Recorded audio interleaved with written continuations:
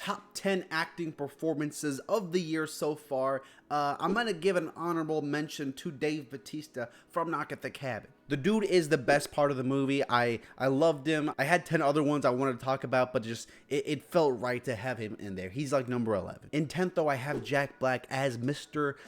Doug Bowser from the Mario movie. The guy is so good in this film, singing his song. I actually saw him live singing the song. Look at this clip right here. Wow, isn't that sick? It was sick, trust me. The dude is great when he sings too, but like, don't get it twisted. He's just good in the role. He changes his voice. It doesn't really sound like Jack Black.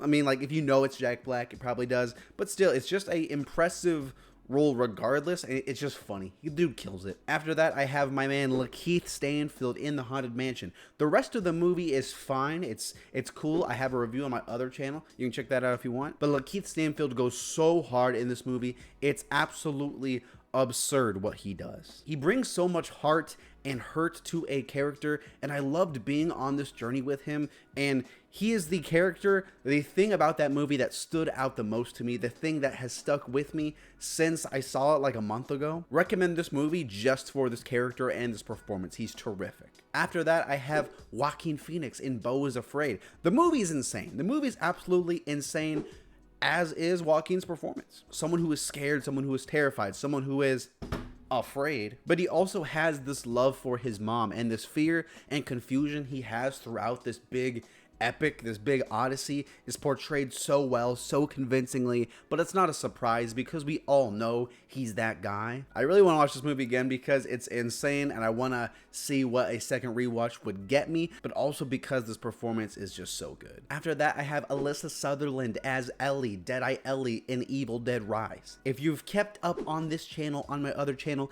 it is no surprise that I absolutely love this actress in this role. I love this performance. She absolutely carries the movie. She's great in the beginning of the movie before she turns into like Deadite mode, but when she's actually turns, she's so creepy, and the screen presence is just incredible. She commands your attention and absolutely holds it for every single frame she's there. A scary character, a character who is manipulative and terrifying. Loved this villain. One of the most memorable villains of the year so far. I also have a link to my top 10 villains of the year. I'll leave that in the description as well. After that, Sophia Wilde, a actress who I have not seen before. I did not know who she was, but now I do, and I'm going to, and a lot of other people do too. The Rocka Rocka Boys directed a phenomenal movie with a phenomenal lead.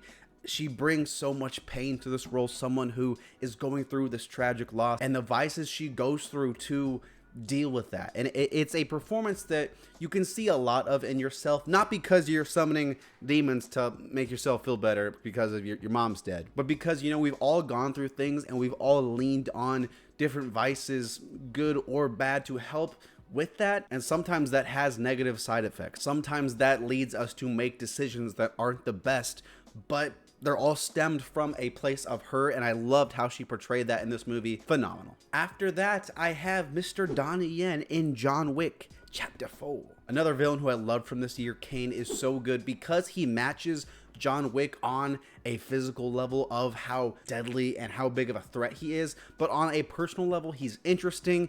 He doesn't want to do what he's doing. He doesn't want to go against John and some of these other allies, but he's forced to because of how much he cares for his daughter. And I thought that was all sold tremendously well. After that, I have Margot Robbie in Barbie. She's so good in this movie. She's been amazing. I'm not going to say too much about this because I just spoke a whole lot about it on my other channel, her performance in particular. I did a filmography watch through of every single Margot Robbie movie she's ever been through, including Barbie. So I talked about that. After that, though, I have, this one might be a shocker, Bradley Cooper in Guardians of the Galaxy 3. Rocket Raccoon has pulled ahead as one of the best and most memorable Guardians. I love what this movie did for his backstory. Just like a lot of these other characters and performances I've touched on this list, this is a performance where we get more context into what makes Rocket this rough around the edges guy we've seen the last whoever knows how many movies with all the Avengers and all that. But we also see Rocket at his purest form when he was so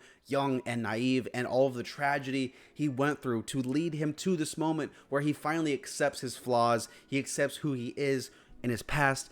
It's inspiring, it's beautiful. He's so good in this role in every single movie, but this one, it's like the Rocket movie. He shines here, of course. After that, I have Ken I have Ryan Gosling from the Barbie movie. I think it goes to show that not every awesome performance is gonna be this like super dramatic, like I'm crying and yelling thing. Sometimes it's just really well acted. The nuances of this performance, the slightest facial expressions and the way he delivers his lines, it made this movie for me. It's the best part of the movie. I like the movie. There are a lot of other good parts about it, but like this is the thing we're all thinking of, right? It's not just me. I'm walking around the house singing I'm Just Ken, to the point my family's yelling at me. They're like, dude, shut up, stop singing that song. In first place though, of course, Cillian Murphy. It's hard to pinpoint what's so good about this performance because this character goes through so much. He's this more optimistic scientist in the beginning of the film, and we get this whole transformation to where he's just crushed, he's destroyed at how the world kind of is and the act of human nature and how bad they can be and the destructive capabilities. His team of talented and creative and beautiful people came together to make, and the world just twisted all of that passion, all of that intelligence and creativity. There's so much in this performance to talk about. I'm so glad Cillian Murphy finally got his leading role in a Christopher Nolan film.